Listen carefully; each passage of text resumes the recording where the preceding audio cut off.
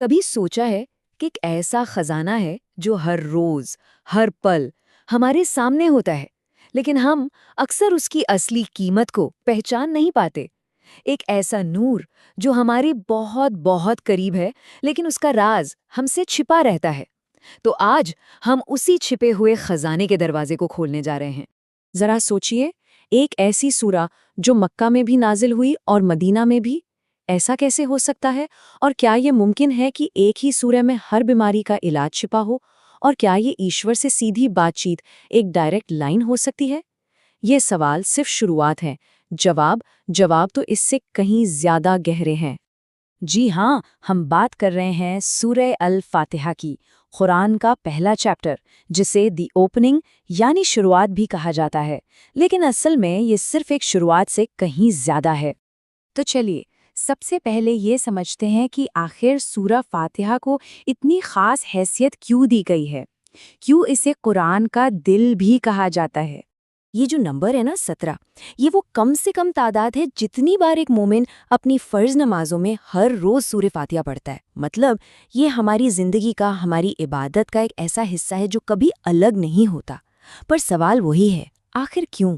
کیونکہ اس کی اہمیت کسی اور نے نہیں بلکہ خود پیغمبر محمد صلی اللہ علیہ وسلم نے بتائی ہے۔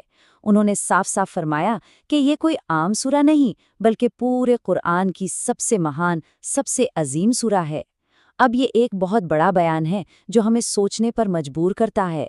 اور شاید اسی لیے اس کے اتنے سارے نام ہیں۔ ہر نام اس کی ایک الگ پاور، ایک الگ خوبی کو دکھاتا ہے۔ القرآن یعنی قرآن کی ماں، کیونکہ یہ پورے قرآن کا نچوڑ ہے۔ الشفا یعنی علاج، اور القافیہ یعنی جو ہر ضرورت کے لیے کافی ہو۔ اب آتے ہیں اس سورہ کے سب سے گہرے، سب سے خوبصورت پہلو پر۔ یہ صرف ایک طرفہ پڑھنا نہیں ہے، نہیں، یہ اصل میں اللہ کے ساتھ ایک لائیو کانورزیشن ہے، ایک سیدھی بات چیت، ایک پکار اور اس کا جواب۔ اس بات چیت کو سمجھنے کے لیے ہمیں حدیث قدسی کو جاننا ہوگا۔ یہ وہ حدیثیں ہوتی ہیں جن میں پیغمبر محمد صلی اللہ علیہ وسلم سیدھے اللہ کے شبدوں کو بیان کرتے ہیں۔ تو جو ہم آگے سننے والے ہیں وہ کسی انسان کی تفسیر نہیں بلکہ اللہ کا سیدھا جواب ہے۔ تو دیکھیے یہ بات چیت شروع کیسے ہوتی ہے۔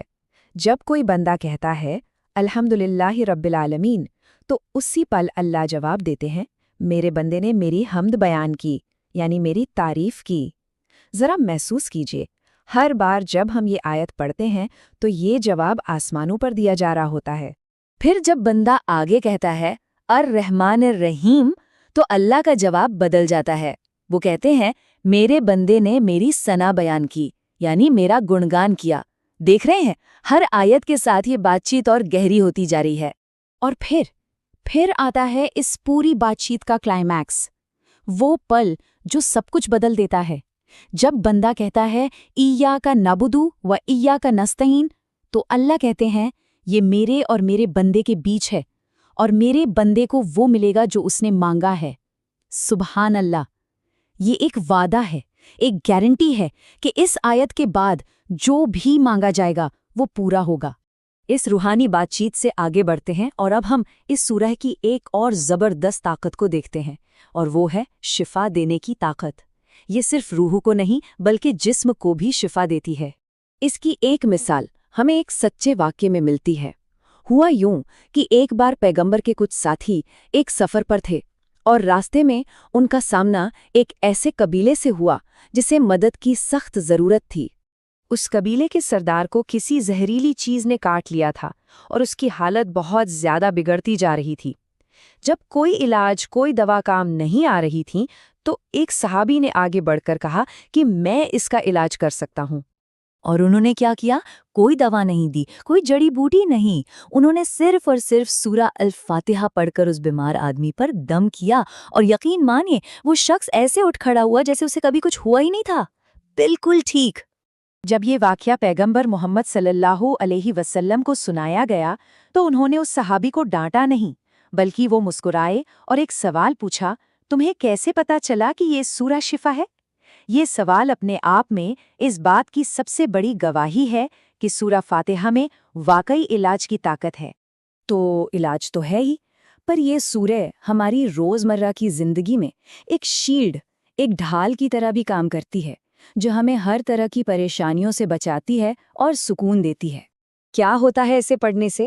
سب سے پہلے دل کو ایک عجیب سا سکون ملتا ہے۔ جب دل کو سکون ملتا ہے تو رزق میں یعنی ہماری کمائی اور ضرورتوں میں برکت ہوتی ہے، گھر میں اللہ کی رحمت نازل ہوتی ہے، اور یہ ہر طرح کی برائی اور مشکلوں سے ہماری حفاظت کرتی ہے، یہاں تک کہ شیطان کو بھی دور بھگاتی ہے۔ لیکن ایک منٹ، ان سبھی برکتوں کو حاصل کرنے کی ایک بہت ضروری شرط ہے۔ اسے صرف زبان سے رٹ لینا کافی نہیں ہے، اسے سمجھ کر، محسوس کر کے اور پورے دھیان کے ساتھ، پورے ایکاگرتا کے ساتھ پڑھنا ضروری ہے، تبھی اس کا اصلی اثر سامنے آتا ہے۔ تو اب سوال یہ ہے کہ اس طاقت کو اپنی زندگی میں استعمال کیسے کریں؟ تو چلیے اس کی ایک چھوٹی سی پریکٹیکل گائیڈ دیکھتے ہیں جسے آج سے ہی اپنی زندگی کا حصہ بنایا جا سکتا ہے۔ اگر کوئی بیماری ہے تو 7 بار سورہ فاتحہ پڑھ کر پانی پر دم کریں اور اسے پئیں۔ کسی بڑی مشکل میں پھنسے ہیں تو اسے 41 بار پڑھیں اور پھر اللہ سے دل سے دعا کریں۔ اپنے دن میں برکت چاہتے ہیں تو فجر کی نماز کے بعد اسے 7 بار پڑھ لیں، اور سب سے ضروری ہر نماز میں اسے ٹھہر کر اس کے مطلب پر غور کرتے ہوئے پڑھیں۔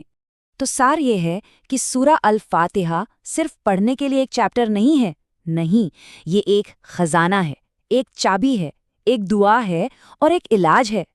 اسے بس محسوس کرنے، سمجھنے اور اپنی زندگی میں استعمال کرنے کی ضرورت ہے۔ اور یہ ہمیں ایک بہت گہرے سوال پہ چھوڑ جاتا ہے کہ نہ جانے ایسے اور کتنے راز اور خزانے ان شبدوں میں چھپے ہوں گے جنہیں ہم ہر روز دہراتے ہیں، اور وہ بس اس انتظار میں ہیں کہ ہم انہیں سچے دل سے کھوجیں اور ان لاک کریں۔